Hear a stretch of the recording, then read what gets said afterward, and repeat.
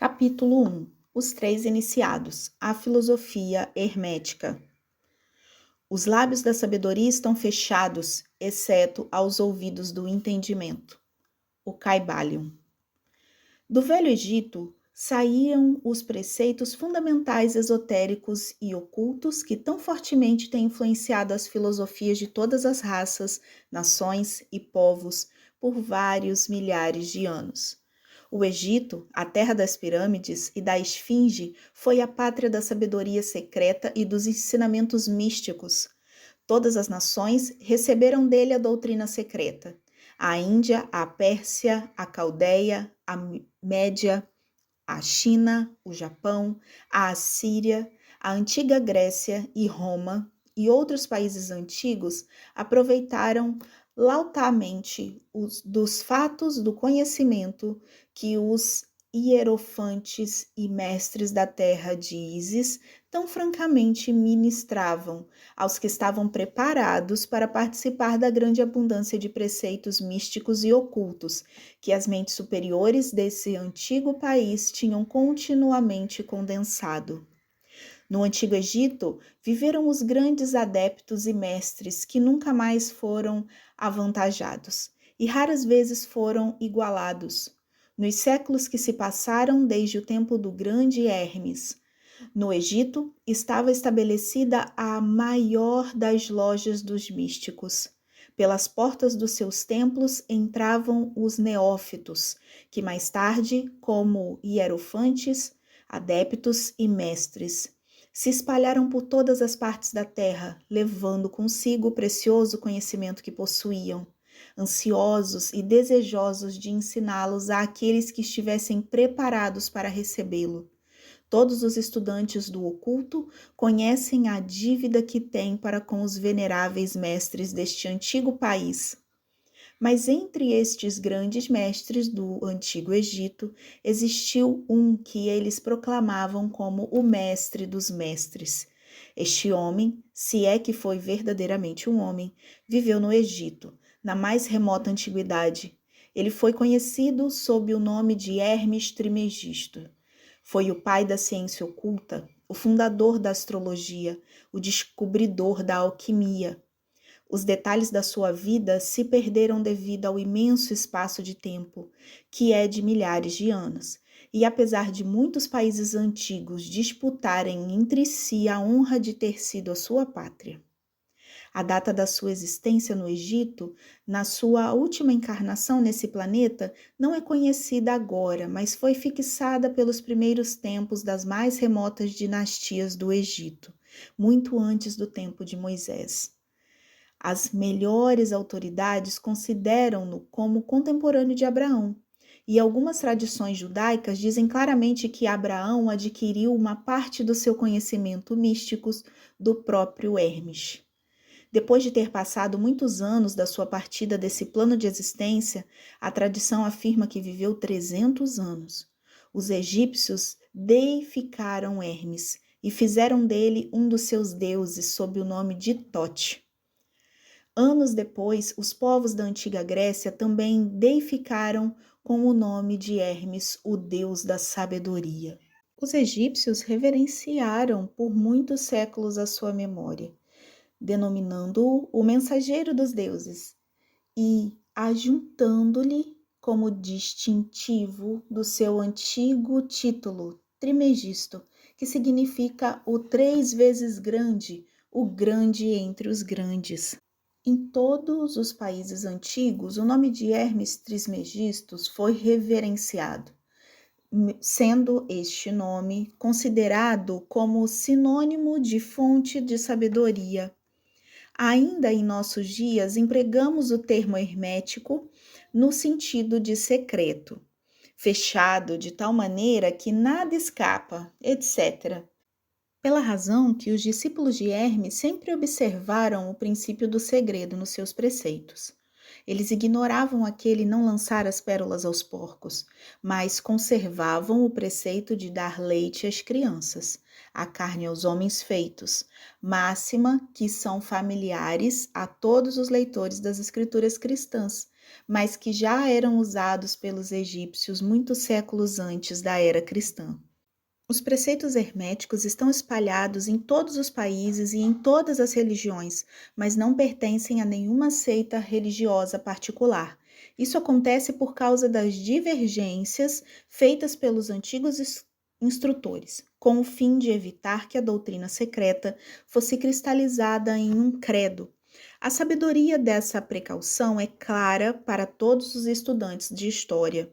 O antigo ocultismo da Índia e da Pérsia denegriu-se e perdeu-se completamente, porque os seus instrutores tornaram-se padres e misturaram a teologia com a filosofia, vindo a ser, por consequência, o ocultismo da Índia e da Pérsia gradualmente perdido no meio das massas de religiões, superstições, cultos, credos e deuses. O mesmo aconteceu com a antiga Grécia e Roma e também com os preceitos herméticos dos gnósticos e cristãos primitivos, que se perderam no tempo de Constantino e que sufocaram a filosofia com o manto da teologia, fazendo assim a Igreja perder aquilo que era a sua verdadeira essência e espírito e andar às cegas durante vários séculos antes de tomar o seu verdadeiro caminho. Porque todos os bons observadores desse 20º século dizem que a Igreja está lutando para voltar aos seus antigos ensinamentos místicos. Apesar de tudo isso, sempre existiram algumas almas fiéis que mantiveram viva a chama, alimentando-a cuidadosamente e não deixando a sua luz se extinguir. E graças a esses firmes corações e intrépidas mentes, temos ainda conosco a verdade. Mas a maior parte dessa não se acha nos livros. Tem sido transmitida de mestre a discípulo, de iniciado a hierofante, dos lábios aos ouvidos. Ainda que esteja escrita em toda parte, foi propositalmente velada com termos de alquimia e astrologia, de modo que só os que possuem a chave podem a ler bem. Isso era necessário para evitar as perseguições dos teólogos da Idade Média, que combatiam a doutrina secreta a ferro, fogo, pelourinho, força e cruz. Ainda atualmente, só encontramos alguns valiosos livros de filosofia hermética, apesar das numerosas referências feitas a ela nos vários livros escritos sobre diversas fases do ocultismo. Contudo, a filosofia hermética é a única chave mestra que pode abrir todas as portas dos ensinamentos ocultos. Nos primeiros tempos, existiu uma compilação de certas doutrinas básicas do hermetismo, transmitida de mestre a discípulo, a qual era conhecida sob o nome de Kybalion, cuja significação exata se perdeu durante vários séculos.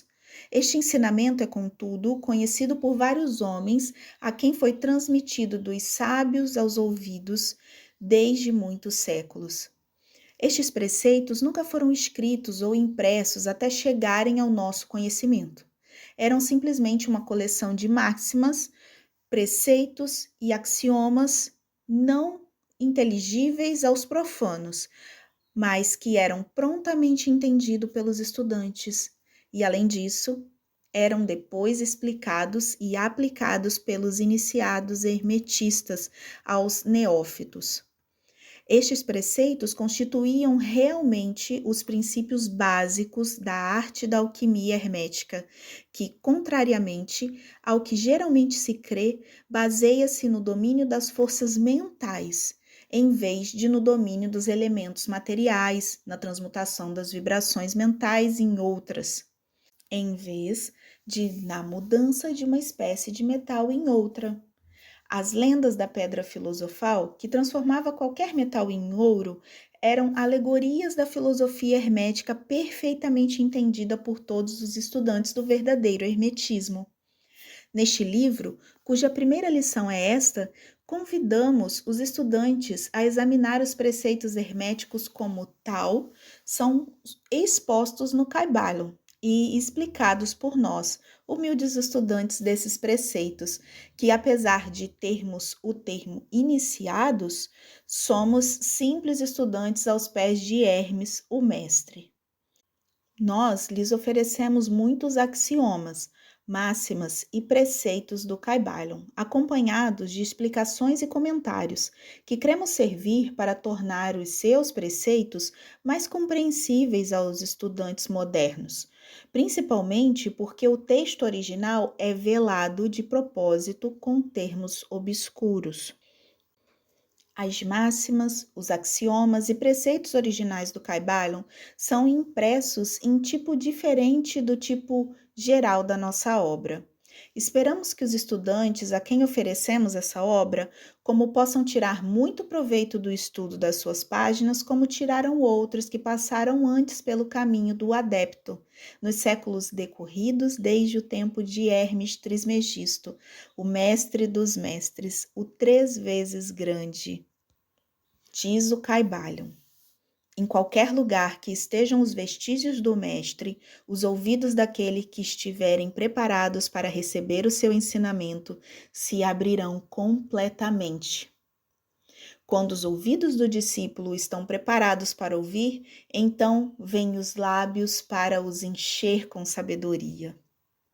De modo que, de acordo com o indicado, só dará atenção a esse livro aquele que tiver a preparação especial para receber os preceitos que ele transmite.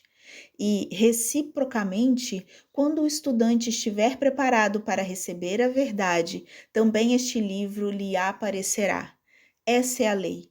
O princípio hermético de causa e efeito, no seu aspecto de lei da atração, levará os ouvidos para junto dos lábios e o livro para junto do discípulo. Assim são os átomos.